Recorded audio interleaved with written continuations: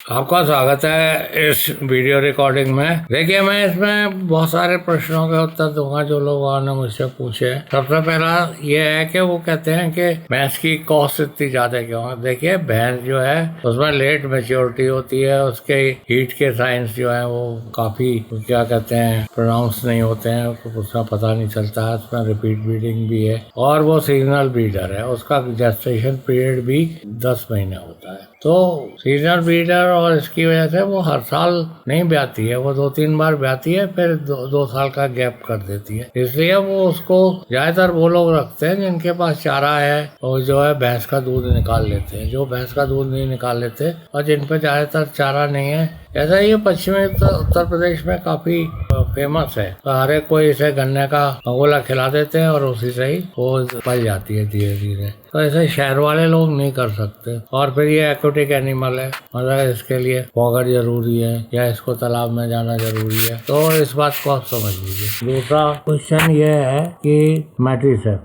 ये मैट्रिसेप कैसे डालते हैं, कब डालते हैं। देखिए, कोई बच्चेदानी की दवाई है मैट्रिसेप, या वो एक ही बार डाली जाती है, 3 बार इसको नहीं डालते हैं। मैट्रिसेप एआई करने के 10 घंटे 8 घंटे के बाद आप डाल दिए तब सर्विक्स खुली रहती है। वैसे इसका कोई डालने का उचित नहीं है। वैसे ये हीट में 14वें दिन के बाद डालने का इसका रिकमेंडेशन है, पर मैं तो जैसे एआई करने के बाद मतलब 10 घंटे में डाल देता हूँ। तो हीट स्ट्रेस, अब एक आगरा से है राम निवास जी, इनने पूछा है कि हीट स्ट्रेस में क्या करें। हीट स्ट्रेस के लिए सबसे जरूरी है कि आप अक्टूबर नवंबर दिसंबर एआई ना कराएं। इससे अगर आप इसे एआई कराएंगे तो गर्मी के महीने में ही आपकी गाय ब्याएगी और वो बहुत ज्यादा हीट स्ट्रेस में रहेगी। पहली बात। दूसरी बात, फॉगर जरूर लगाइए। तीसरी बात, छत ऊपर रखिए। चौथी बात, उसका फुट एंड माउथ से वैक्सीनेशन करके रखिए। अगर उसे फुट एंड माउथ हो गई तो वो काफी आपेगी। तो अपने आप बैठे ठाले अपने सिर इल्लत मत लीजिए।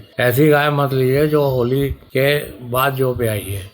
होली के बाद ब्याएगी तो वो गर्मी में आपको दूध भी कम देगी और हमेशा बीमार रहेगी। उसमें मेट्राइटिस भी होगी, मैस्टाइटिस भी होगी, मतलब 25 लफड़े होंगे। अगर आप जेनोमिक एनिमल लेते हैं तो उन्हें इतनी गर्मी नहीं लगती। तो जेनोमिक एनिमल्स आप ले लीजिए। अब बाईपास फैट क्या होता है, इसके पीछे बड़ी दीवानगी है। कुछ लोग कहते हैं साहब मैं घी खिला रहा हूँ। अरे आप घी मत खिलाइए। जो गाय है वो भूसे से एसिटिक एसिड बनाती है, उससे वो फैट बना लेती है। आप क्यों परेशान हो रहे हैं बिना बात के लिए। आप ज्यादा घी खिलाएंगे तो वो बनाना बंद कर देगी। जितना आप ज्यादा भूसा खिलाएंगे उतना ही ज्यादा वो जो है वो बनाएगा। अगर आप साइलेज खिलाते हैं उसमें एसिडिक एसिड होता है तो उसमें और ज्यादा फैट आपको मिलेगा। तो ये बाईपास फैट क्या होता है। बाईपास फैट जो है वो फैट को उससे कैल्शियम से बाउंड कर देते हैं। तो कैल्शियम से बाउंड करना उसका मेल्टिंग पॉइंट हायर हो जाता है, मतलब वो जो है वो डिग्रेड नहीं होता। ह्यूमन में तो टेम्परेचर है 40 डिग्री होती है तो वहाँ पे फैट जो है डिग्रेड हो जाता है। डिग्रेड मतलब वो खराब हो जाता है। तो इसलिए उसको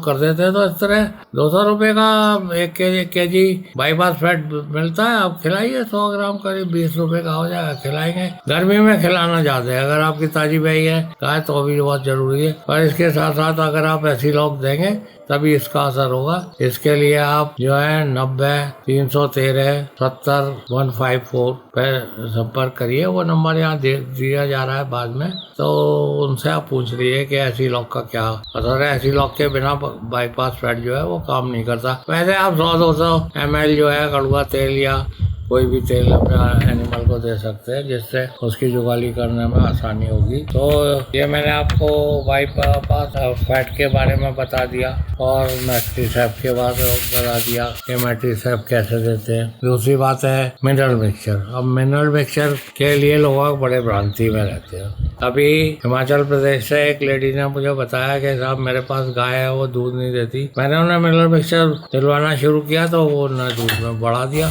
तो ऐसा है कि आपको मिनरल मिक्सचर अच्छी कंपनी का ले लीजिए, विरबैक का ले लीजिए, MSD का ले लीजिए, और भी अच्छी कंपनियां हैं। अगर आप बड़ा बैग लेंगे तो वो 25 किलो का होता है, वो आपको 100 रुपये किलो पड़ेगा। अगर आप छोटा लेंगे तो वो आपको 300 रुपये किलो पड़ेगा। प्रति किलोग्राम दूध पे करीब 10 ग्राम मिनरल मिक्सचर देना पड़ेगा। अगर आपका पशु जो है वो ब्रीडिंग में आना चाह रहा है तो उसे वो ऐसा फैट दीजिए जिसमें फास्फोरस ज्यादा होता है। और जो 20 लीटर 30 लीटर से ज्यादा दूध देने वाली गाय है उसमें लैक्टेट होता है एक। अगर आप लैक्टेट देंगे तो उसमें क्योंकि मिनरल की ज्यादा जरूरत पड़ती है तो मिनरल मिक्सचर देने से काम नहीं चलेगा, आप उसे लैक्टेट भी दे दीजिए। और कैल्शियम जेल भी आते हैं वो भी आप दे सकते हैं। तो इस तरह लैक्टेट है मिलता है बाजार में, और लैक्टेट या कैल्शियम जेल और उसे पिलाइए। वाइमिनॉल दीजिए, विटामिन AD3। तो इस तरह बाकी के सारे विटामिन ये बना लेते हैं। ये सिर्फ B1, B6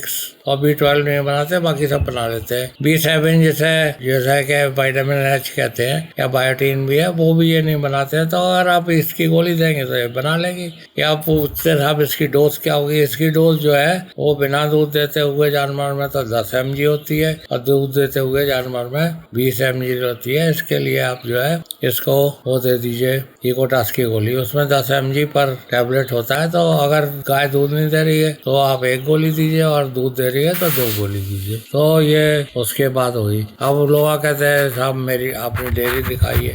मेरी डेयरी में तो ऐसा है कि जानवर आते रहते हैं, मेरा धंधा उनको प्रेग्नेंट करने का है। जब वो प्रेग्नेंट हो जाते हैं, वो डाउन काविंग हो जाते हैं, तब मैं उन्हें भगा देता हूँ। ऐसा है, मैं ऐसी गाय को लेता हूँ जो कि मतलब रिपीटर है, उन्हीं को ठीक करके बेच देता हूँ। उसमें मेरा महारत है और उसमें मेरे बहुत सारे वीडियो भी है। तो आप देखते रहिए। मेरी डेयरी में तो ऐसा है कि सारी ऐसी गाय रहती हैं जिनको मैं यूज करता हूँ pregnancy diagnosis, artificial insemination, repeat breeding की ट्रेनिंग देने के लिए। और मैं और डेयरियों से भी संभालूँ, उसमें भी मैं एम्ब्रो ट्रांसफर और ये ब्राजीलियन गिरी का सीमेन रखता हूँ। ठीक है, तो ये दूसरी बात हो गई। तो इस प्रकार मैंने आपके कुछ प्रश्नों का उत्तर दिया। अगर आप बाईपास फैट दे रहे हैं तो आप ऐसी लैग जरूर दीजिए। और इसके लिए आप जो है वो हर्षवर्धन जी है, इनका वीडियो इसमें संपर्क है, उनसे बात करिए। उनका टेलीफोन नंबर 90-313-70-154 है। आप उनसे कभी भी संपर्क कर सकते हैं। धन्यवाद।